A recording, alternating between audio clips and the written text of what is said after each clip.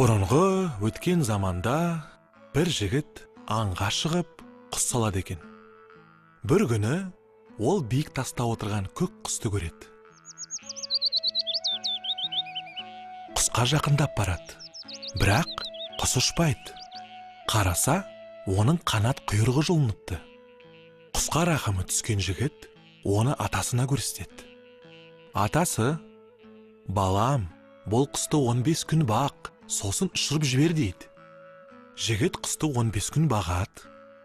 Осы күндер ішінде оның құйрығы, қанаты өсіп жетіледі.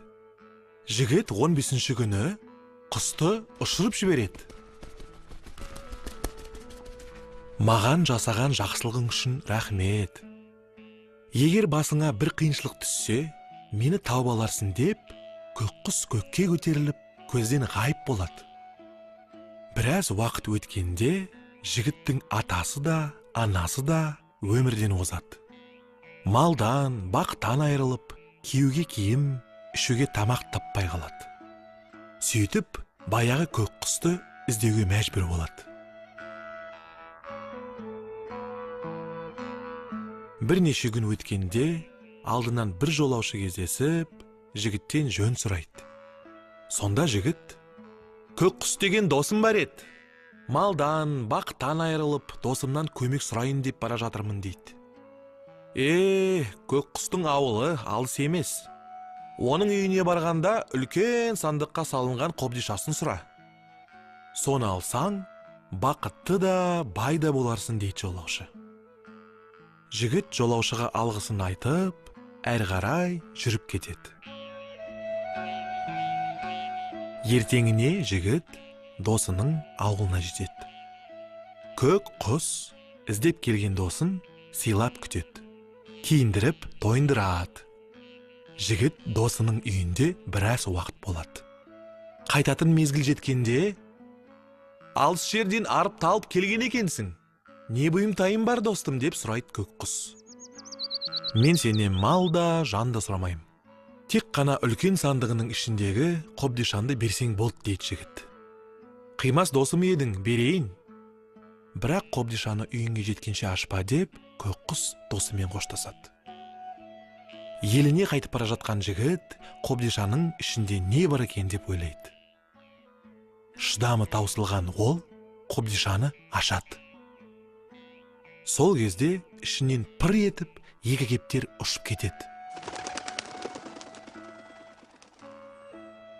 Жігіт қуып жүріп біреуін ұстап алады.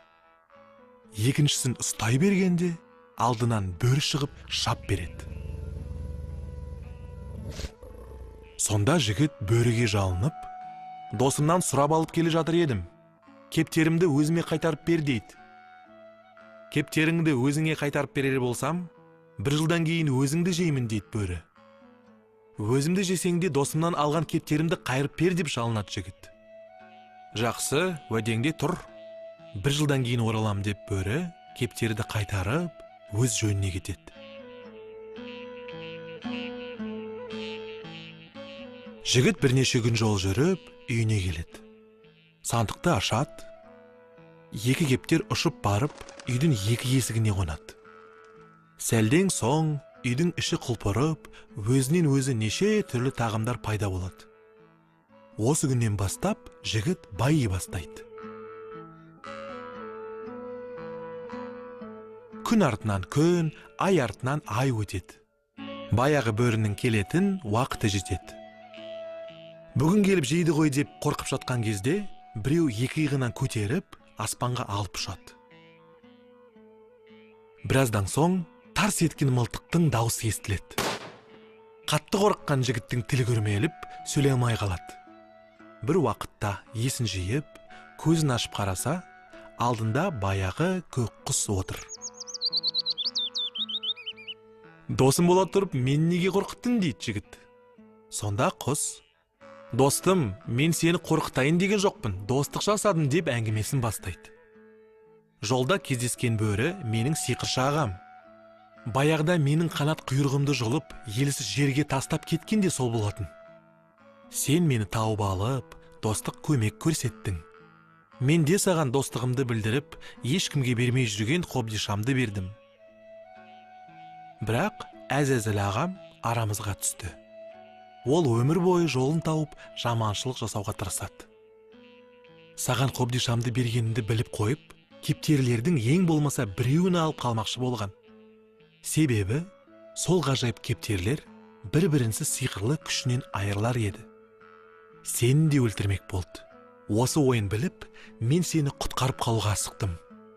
Арлан бөрі енді жалмайын дегенде, сені аспанға алып ұштым. Егер қатты шошытып алсам, кешіре көр деп сөзін аяқтады. Жоқ, о не дегенің? Қайта мен саған үлкен алғысымды айтам. Осындай жақын досым болғаныңа қуаныштым. Достым, енді ағаңмен не болғанын айтып берші.